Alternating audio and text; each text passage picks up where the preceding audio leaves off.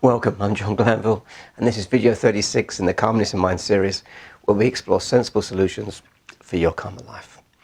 And I've called this video, Is it sensible to be too nice? And I guess I need to add a little caveat there. If calmness and durable mental health is important to you. Why? Why? Because in my experience, the majority of people with anxiety and OCD are nice people. Often they're too nice. Okay, they seem to put the needs of others above their own.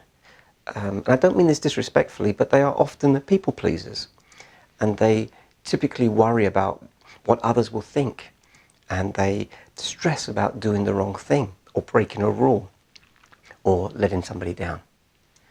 And I know this because that was me 20 years ago. So what I'd like to do is share with you what happened to me as I awoke to this trait within myself and what I did about it.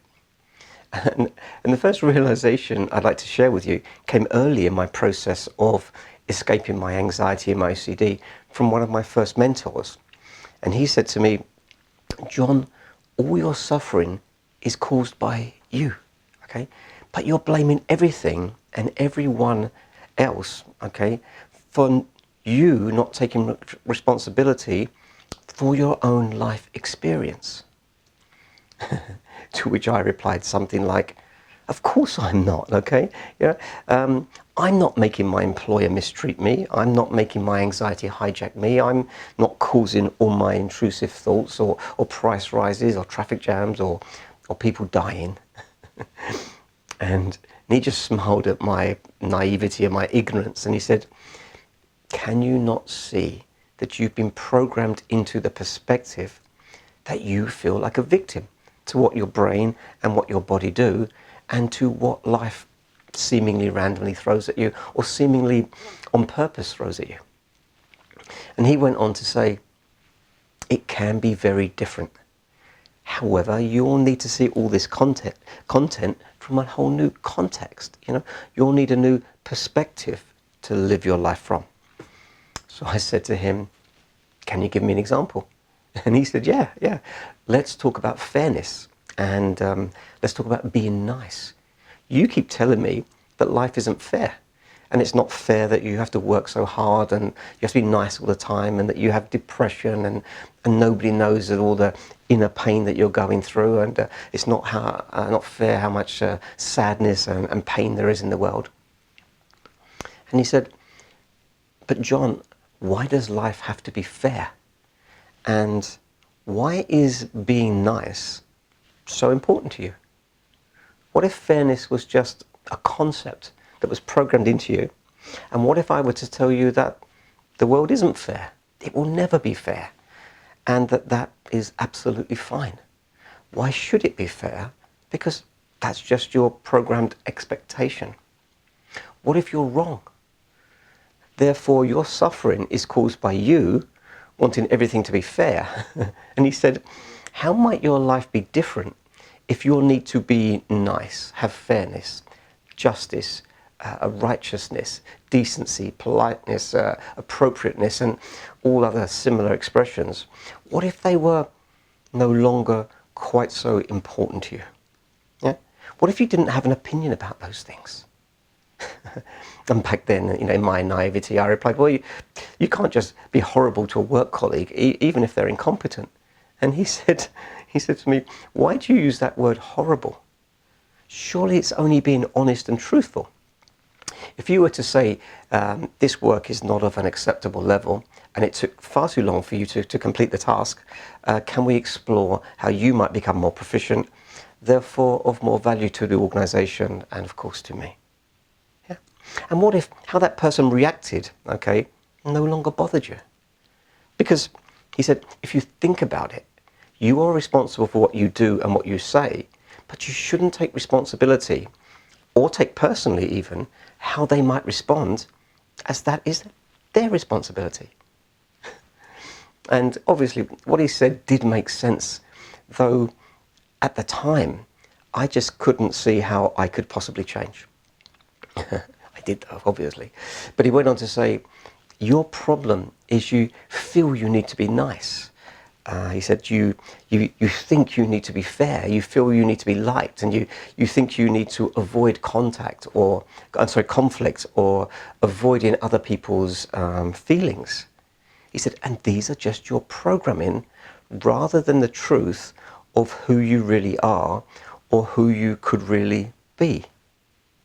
And I said to him, what do you mean rather than the truth of who I really am? And he said to me, sometimes when you're being nice and you're being polite, would you rather be telling them bluntly that you're unhappy with their behaviors, that you don't agree with them, and you wish they would just bugger off? And I said, yeah, sometimes, but surely everybody feels that way and they just put up with it. Surely it's wrong to go into conflict with or judge or criticize or belittle other people. And he said, I don't dislike conflict. He said to me, I don't even call it conflict. I call it asking for what I want, or standing my ground, or just being honest. And what's wrong with any of those behaviors? And of course he was right. What is wrong with being honest, standing up for myself, speaking up for myself, putting my needs first? They were the perspectives and the behaviors of a person with high self-esteem. Now, when I look back on that conversation, in my mid-30s, it was almost as if that was a different lifetime ago. My naivety and my degree of programming to be nice, to follow rules, to fit in, and to avoid upsetting others, it's almost unbelievable compared to how I am today. You might say that my self-esteem back then was very low, causing me to please others in a vain attempt to be liked, as I didn't really like myself. But up until that point in my life, nobody had ever taught me that it was okay to be nice to myself, that it was my duty to love myself, and that it was okay to put my needs first. And really, silly me if I didn't. Now, upon reflection, I see now that those behaviors generated the repressed levels of anger, frustration, and exhaustion, which underpinned my anxiety and depression at that time. So, my concept of self-esteem was driven by how others valued me rather than how much I valued myself. I had unknowingly needed external validation to justify my worth, measured against an internal and ridiculously moral programmed story of who I thought I ought to be. But as I keep repeating, self-esteem is an attitude.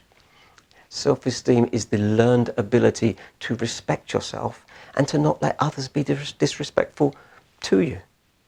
And you can achieve this by exploring what you want from life and then consciously, positively and lovingly talking yourself into doing it.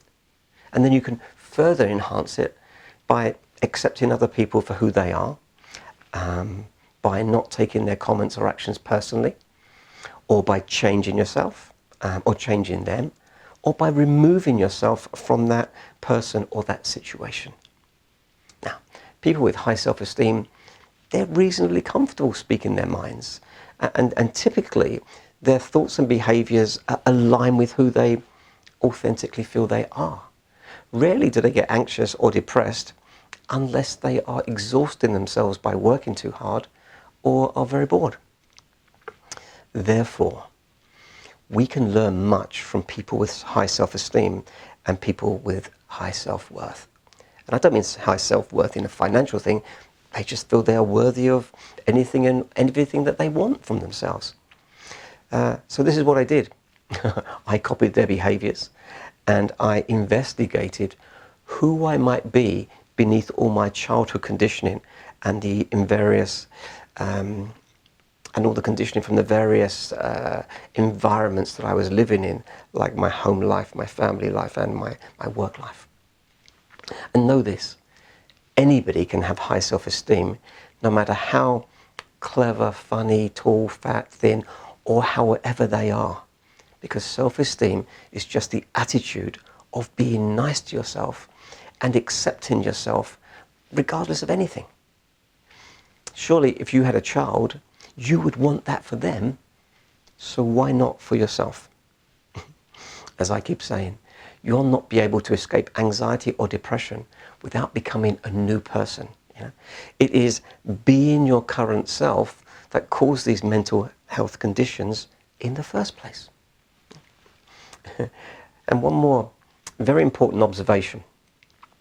The world we live in seems to be designed to discourage healthy self-esteem, thus rendering individuals easier to persuade, control and manipulate through fear, regulation and marketing.